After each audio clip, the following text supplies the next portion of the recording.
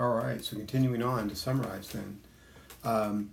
If we have a situation where we have incoming radiation from a black body hitting a diffuse surface, how much is going to be absorbed? What we're going to do actually is just cut straight to figuring out the absorptivity for that radiation, and then we can proceed and get the absorbed. So the absorptivity could be written as absorptivity with a subscript G, which means absorptivity for this particular radiation. And we would just break it down. We would just do our alpha 1 times the fraction from 0 to lambda 1 plus alpha 2 times the fraction from lambda 1 to lambda 2 plus, and we would just keep going to the very last absorptivity that we have. Okay, and then do the fraction from lambda n minus 1 to infinity.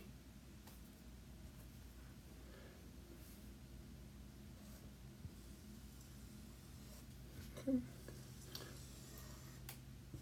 And again, like everything in your engineering work, you want to, when you have a formula that's useful, you want to think about when this applies. Again, this applies for diffuse surface, incoming radiation from a black body.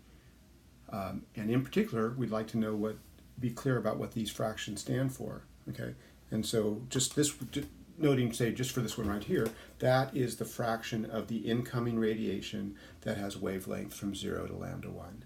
The fraction of incoming radiation that has wavelength from 0 to lambda 1.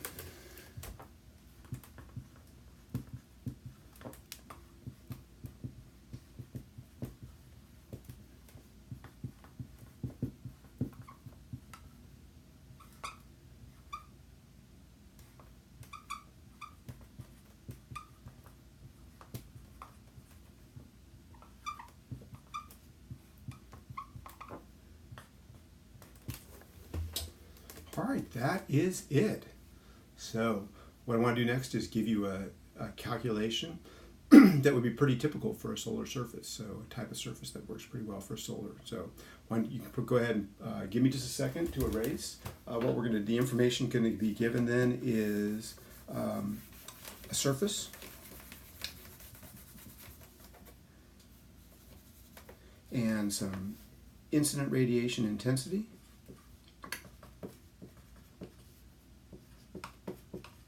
and a graph for the actual surface.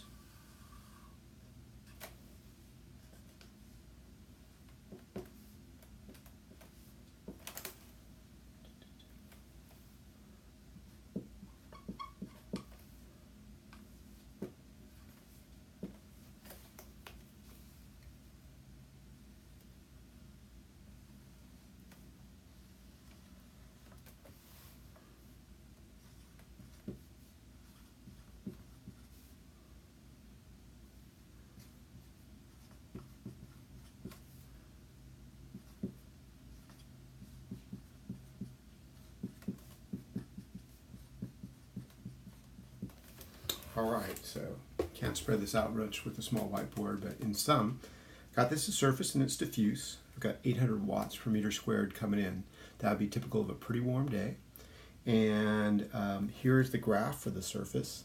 Hopefully what that says to you is that this is a good absorber of shortwave radiation, but not a good absorber of long wave radiation.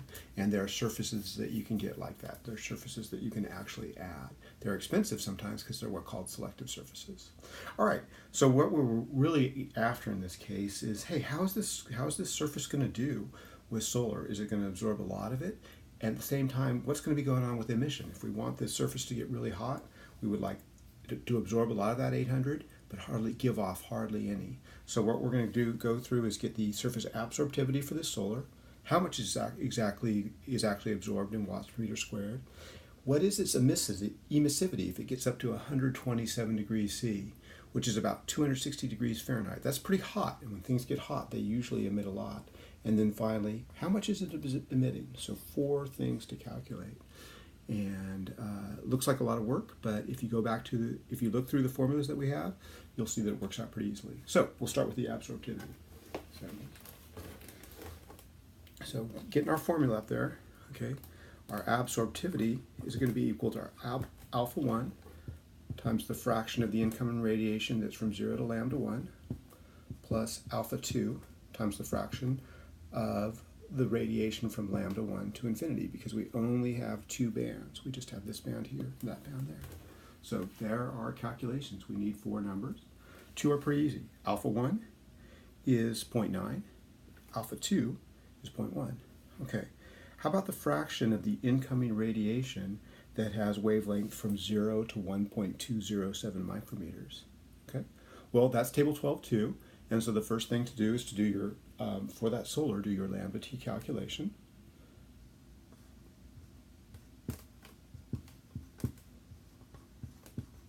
Okay. The sun can be thought of as a black body at about 5,800 Kelvin.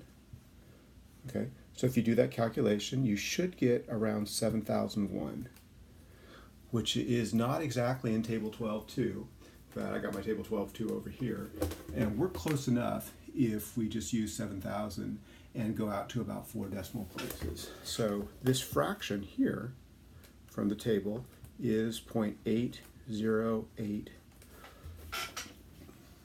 Let me check one more decimal place. 0.8081. Okay. So hopefully now it's looking really good. This incoming radiation, 81% of it is short wavelength. And this is really good at absorbing short wavelength. About 19% of it is not long wavelength, and this is not really good at absorbing that long wavelength stuff.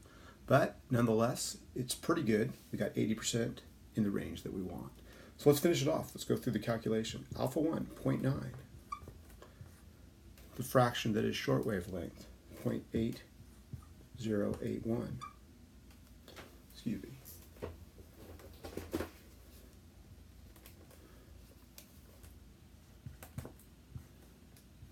Alpha 2 is 0.1. Sorry, I don't have that mark there. This should be 0.1. Okay, and then this would be 1 minus 0.8081. Okay, and it looks like, just roughly, we're going to get 0.9 times 0.8, that's about 0.72, and then 0.1 times 0.2, so about 0.02. We're going to get an absorptivity somewhere in the 70%. So I'm going to pull out my calculator and get through that. Bear with me for a second, or try it yourself.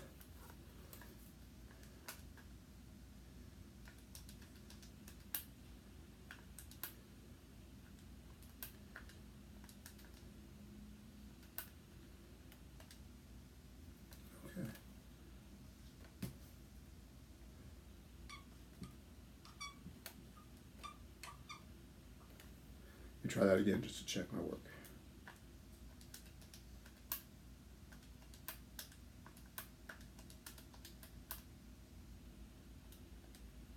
Okay. So the absorptivity is 0.7465, so about 75%. About 75% of that solar coming in is going to get absorbed, which is pretty good. Pretty good. If we went with a pure black, dull black paint, we might be able to get an even higher absorptivity. But anyway, we're going to write that down.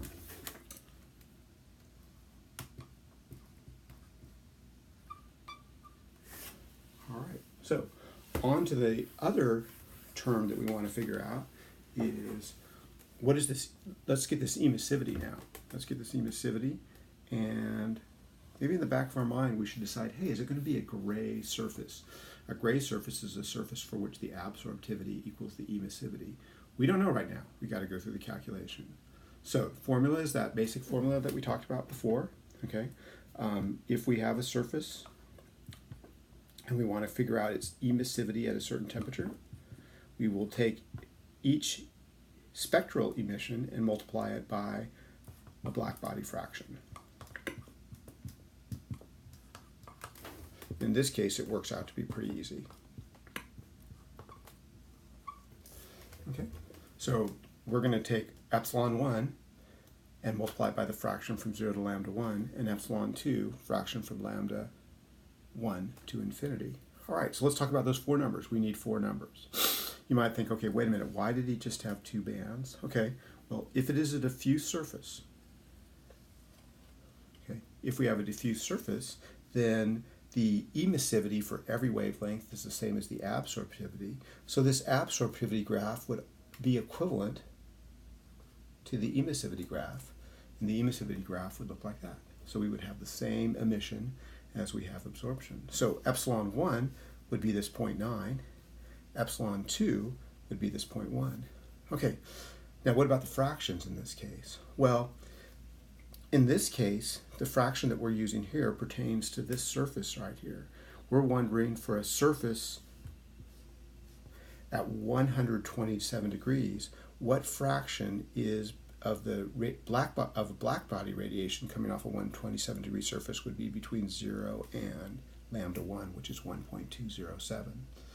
All right, so to get that, once again, we go to table 12.2, but first we do our lambda t calculation, and we can be pretty rough on this. So lambda 1 times the temperature, okay? Well, lambda 1 is 1.207. The temperature of this surface, it's pretty hot, 127, okay? We want to put that into Kelvin, so that's going to be 127 plus 273, that's 400 Kelvin. Okay. And we can just kind of proceed in our head. 1.2 times 400 is going to be about 4,800.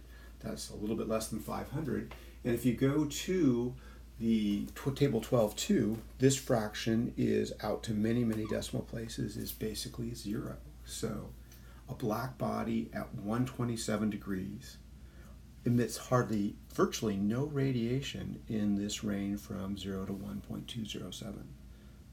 So as a consequence, the way this formula works, this emissivity of 0.9 is over a range which there is hardly any relevant radiation coming out, and so this fraction is going to be 0. So finish it off then, the emissivity of our surface at 127 degrees C, which is 400 K, is going to be epsilon 1, 0.9, okay, times this first black body fraction, which is 0, okay, and then 0.1, okay, times this second black body fraction, which is times this second black body fraction, which is 1. If this fraction from 0 to lambda 1 is 0, then the fraction from lambda 1 to infinity would be 1, okay, and that's all going to work out to be 0.1. All right, so summarizing it, let's put that result up here. The emissivity of this surface at the given temperature, at the given surface temperature, which is 127, is equal to 0.1.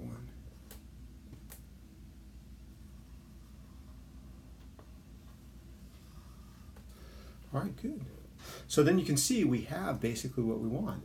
What we would like in this case is to get a surface that is good at absorbing solar, and this is going to absorb 75% of the solar, but doesn't emit very much radiation, so it essentially retains its heat, and that's what's going on in this case. It's not going to emit very much. All right, so what's left to do? Let's actually see how it works out. I got this surface, and let's say because of the incoming solar, it's gotten up to 260 degrees Fahrenheit. Hey, that's hot enough to boil water. And a few years ago, we had some Sac State students who made a steam engine, a solar steam engine, and it used a configuration where there was hardly any emission. There was a lot of absorption and hardly any emission, and therefore this surface could be actually essentially have water behind it, and this surface got so warm that it ended up boiling water and creating steam, which could run a steam engine. All right, so actually how do the numbers work? What kind of net incoming radiation do we get? All right, easy enough. G absorbed. That's equal to alpha times G. Okay, well, we have our alpha, we have our G, and we can calculate that and get a number on the board. So that's coming in. How about going out? We would like that number to be small. So the emission of this surface, given that it's 127 degrees C, how do we calculate that now? Okay, well, if we know the emission, we can multiply that sigma times this temperature surface to the 4th, and we have all those terms. So now it's just a matter of plug and chug.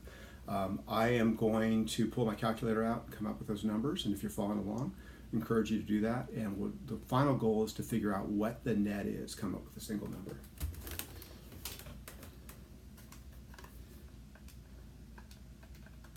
So 7.7465 times 850, 634 watts per meter squared. 635, rounding off. And then epsilon, which is 0.1, times sigma.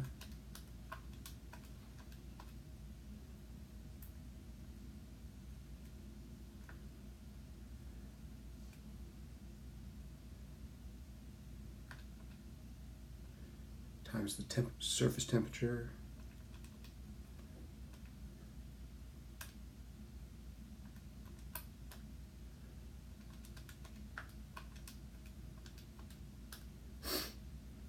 (400 to the 4th).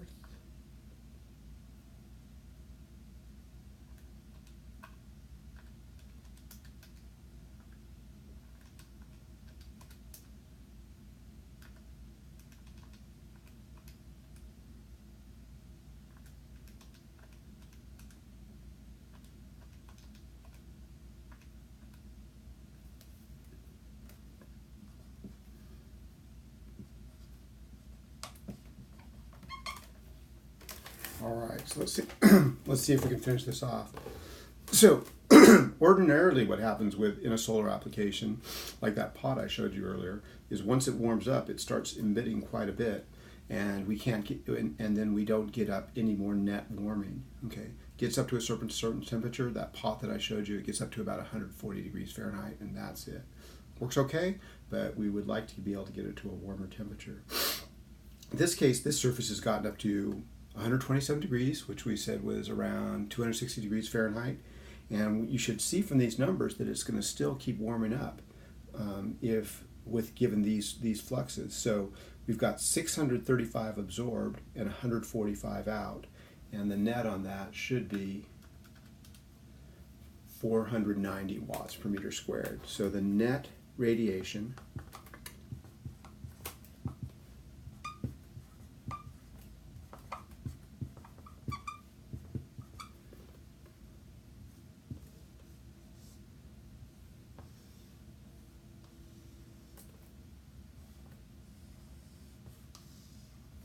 is 495 watts per meter squared. All right.